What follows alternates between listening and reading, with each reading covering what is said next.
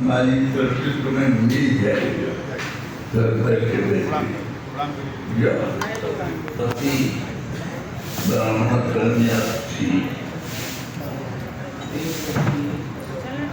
वेदवती एक तपस्वी की कन्या थी जब मैं पिता तक करने चले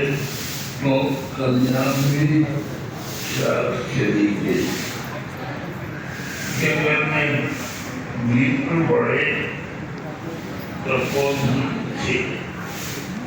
ऐसे ही शांत एकांत तपस्या कर रहे थे उनकी एकमात्र कन्या उनके साथ तुरंत जाकर उन तपोधन से कहा अपनी कन्या मुझे नहीं तो